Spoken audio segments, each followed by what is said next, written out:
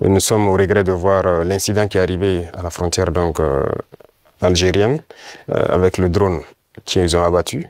Et il faut le dire clairement, c'est pas amical. C'est pas amical parce que aucun appareil, on n'abat pas un appareil volant comme ça. Lorsque tout le monde connaît le protocole. Donc il n'y a pas à se voiler la face. Si un appareil traverse votre frontière, même s'il rentre sur votre pays, on l'identifie. Les radars permettent de l'identifier. Et on sait, il appartient à quel pays. Et il y a les relations diplomatiques pour ça. On contacte l'ambassade et il y a des attachés de défense, il y a beaucoup de mécanismes. On les contacte et ils peuvent confirmer si c'est leur appareil ou pas, s'il est sur le territoire voilà, peut-être qu'il a besoin d'aide ou bien il a perdu l'orientation et tout ça. Parce qu'un appareil peut être en l'air, il peut avoir des problèmes avec la météo. Il est obligé de se cacher derrière les nuages. Ça arrive très souvent dans nos pays. Donc un appareil rentre, on les demande, ils disent non. Il y a beaucoup de couverture nuageuse, mais il y a en tout cas un phénomène météorologique qui l'amène à venir passer. Il peut avoir un problème technique. Il peut demander de l'aide pour qu'on le guide à ce qu'il atterrisse. Donc il y a tellement de facteurs qui peuvent faire qu'un appareil se retrouve dans un espace aérien. On n'abat pas un appareil systématiquement. Le cas est arrivé avec nous. On a souvent vu un appareil américain qui est rentré sur notre territoire, qui faisait des reconnaissances et tout. On n'a pas abattu l'appareil. On a pris le soin de contacter l'ambassade américaine, qui ont pris quelques minutes, ils nous ont confirmé que c'est leur appareil et ils ont dégagé l'espace. Donc, on n'abat pas un appareil systématiquement. Donc, c'est un acte délibéré, inamical d'abattre l'appareil et c'est regrettable. Mais si je comprends bien, vous ne fermez pas la porte au dialogue quand même. Non.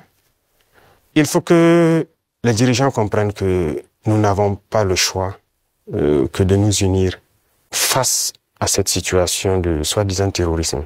Parce que c'est un phénomène assez complexe. Et je vous dis que le Burkina était assis dans les années 2012 à regarder le Mali. Et on était, le régime qui était en place était ami avec ces gens-là. Certains vivaient même à Ouagadougou. IAG a vécu à Ouagadougou. C'est la réalité. Mais qu'est-ce qui se passe aujourd'hui? Ils se sont retournés contre nous. Ce pas des gens libres. Ils sont manipulés par les impérialistes et les ordres qu'on les donne, ils donnent à leurs criminels sur le terrain, ils le font. Donc, il faut que chacun comprenne qu'on doit s'unir pour faire face. Il n'y a pas de négociation possible avec ces gens-là. Justement, parlons de cette unité, plutôt cette intégration qui se déroule actuellement au sein de l'AES. Où en est-on actuellement?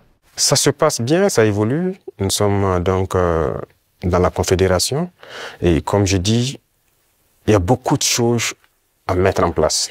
Voilà. Et il ne faut pas chercher à aller tellement vite et ne pas bien faire. Donc, nous sommes en train d'aller de manière progressive. Il y a beaucoup de structures à mettre en place. Il y a beaucoup de volets à mettre à niveau dans les trois pays. Parce que vous n'êtes pas sans savoir que sur le point de vue économique, on n'est pas au même niveau. Sur le point de vue militaire, il y a beaucoup de volets. Il faut essayer d'équilibrer. Et donc, ça nécessite la mise en place de beaucoup de structures, beaucoup de rencontres. Et la libre circulation, ça nécessite un certain nombre de paramètres à mettre ensemble. Vous avez dû voir qu'on a fait un gros travail pour aboutir à un document unique de sécurité pour le voyage et tout. Donc, c'est évolutif. Donc, ça se passe très bien. Justement, j'avais une question sur le volet économique. La création de la devise propre à l'AES est-elle toujours à l'ordre du jour? Oui, c'est à l'ordre du jour, forcément. Et donc, le processus continue. Il y a beaucoup de choses, comme dirais-je, beaucoup de billes à caler avant d'y arriver. Mais c'est forcément à l'ordre du jour. Si on parle de souveraineté, forcément, on a besoin de cette souveraineté-là. Voilà, donc c'est impératif. Peut-on s'attendre à l'élargissement de l'AES? Oui, dans le futur. Mais pour l'instant, comme j'ai dit, nous devons harmoniser nous-mêmes beaucoup de choses, mettre en place vraiment les bases, parce qu'il y aura beaucoup de protocoles additionnels, si vous le constatez, pour harmoniser nos politiques, que ce soit les politiques diplomatiques, économiques, voilà. Il y a beaucoup de politiques à harmoniser avant de permettre à ce que quelqu'un puisse s'ajouter. Mais y a-t-il déjà des pays qui s'intéressent à votre format? Oui, des pays s'intéressent. Voilà. Ils pourront être peut-être, je ne sais pas, pour l'instant le président de la fédération c'est le président malien, il pourra donner son avis sur la question, mais il y a des pays qui s'intéressent, oui.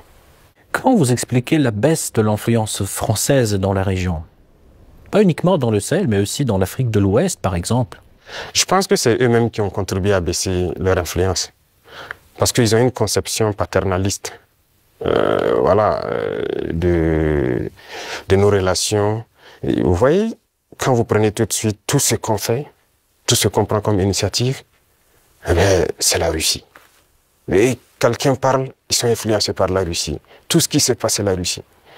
Pourquoi ils ont les yeux fermés comme ça? Donc l'Africain n'est pas capable de développer quelque chose. L'Africain n'est pas capable d'inventer, d'innover, de prendre des initiatives. C'est ça que nous combattons. Et tant qu'ils vont continuer de voir l'Africain comme ça, comme un sous-homme qui n'est pas capable de réfléchir, qui n'est pas capable d'innover, capable d'inventer, on ne pourra jamais être amis. Les époques ont changé. Donc c'est la vision même qu'ils ont du noir. Il faut qu'ils arrêtent ça. Parce qu'en nous traitant comme ça, c'est comme s'ils voient le noir comme un sous-homme. Et là, c'est dangereux. Il faut qu'ils changent de langage. Mais en quoi ça se voit, cette attitude? Et regardez dans leurs discours. Regardez dans leurs discours. Même le président français, toujours dans ses discours, les jeunes Africains sont influencés par la Russie. Il le dit. Les médias occidentaux, vous les écoutez souvent. Ils ne passent leur temps qu'à mentir. Et regardez aujourd'hui l'AES qui est un modèle qui est en train de se dessiner. Ils ne peuvent pas se lever du matin au soir sans parler du Burkina ou parler de l'AES. C'est impossible pour eux. Et chaque fois, ils cherchent à envoyer des informations pour diviser, pour manipuler la jeunesse. Mais ça ne passe plus. Je pense que les gens sont assez conscients, les gens ont l'œil ouvert. Et vous tous, vous êtes victimes de ces gens-là, la communication. Ce qu'ils font, ce qu'ils disent sur la Russie et tout, on le sait. Jusqu'à aujourd'hui, il y a des jeunes Africains qui ont les yeux toujours fermés, qui croient à leurs mensonges. Le récit de la Seconde Guerre mondiale. J'écoutais la dernière fois, quelqu'un disait que à la fin de la guerre, dans les 10 années qui ont suivi, si on demandait en Europe qui a gagné la guerre, les gens disaient c'est la Russie. Mais aujourd'hui, si vous demandez en Europe qui a gagné la guerre, ils vont dire que ce sont les Occidentaux. Par la communication, ils ont réussi à renverser l'histoire. Et l'histoire africaine aussi, ils ont tout manigancé pour faire passer les mensonges. Et ça fait que les jeunes Africains, certains ne connaissent même pas l'histoire de l'Afrique. Qu'est-ce que l'Afrique a fait? Certains ne savent même pas que nos grands-parents ont combattu, ont été mis à l'avant comme chair à canon. Et au retour, ils les ont tués comme des animaux. Est-ce que les gens savent que quand la France expérimentait sa première bombe atomique, ce sont des soldats noirs qu'ils ont mis à côté dans le rayon létal pour voir l'effet que ça fait? Sortons les archives. Tout ce qu'ils ont utilisé contre l'Afrique, c'est terrible. Donc il y a tout ça qu'il faut communiquer pour que les jeunes Africains comprennent, parce qu'il y a beaucoup encore endormis qui continuent de communiquer pour les impérialistes. Ce qu'ils les disent de dire, ils le font. Peut-être parce que, voilà, ils les donnent quelque chose, je ne sais pas. Mais l'Africain doit comprendre son histoire, se réveiller. Et donc c'est notre combat aussi comme ça. Spécialiste en explosifs, aujourd'hui les terroristes utilisent des drones pour faire le combat et tout. Donc ce sont des professionnels venus donc, de certains pays qui viennent les apprendre tout ça. Tout ça c'est pour continuer à nous maintenir dans une situation d'insécurité. Mais nous prenons la mesure de la chose, nous nous adaptons à chaque fois à leur mode d'action et nous continuerons le combat jusqu'à récupérer l'entièreté du Sahel. Y a-t-il des pays concrets qui financent ces combattants? Tous les pays impérialistes financent ces combattants. Voilà, ils sont nombreux. On ne peut pas les citer voilà, individuellement. Il y en a qui sont même cachés, qu'on ne peut pas imaginer. Mais ils sont nombreux.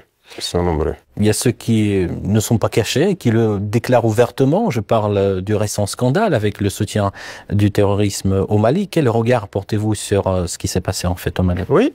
C'est malheureux, ils l'ont déclaré ouvertement, qu'ils soutiennent les terroristes. Et nous avons aussi pu remarquer, effectivement, avec un certain nombre de technologies que les terroristes ont pu avoir, que ça vient d'eux. C'est malheureux, c'est très malheureux, mais toujours est-il qu'on ne s'apitoie pas sur notre sort. Et nous avons pris la mesure de la chose, nous allons nous adapter, nous allons les combattre et ils ne pourront pas vaincre. C'est ça le plus important pour nous. Comment se poursuit la coopération humanitaire entre le Burkina Faso et la Russie? Ça se poursuit très bien. Je pense qu'il y a beaucoup d'échanges sur beaucoup de volets. Quand je prends le domaine donc, de la santé, parce qu'on a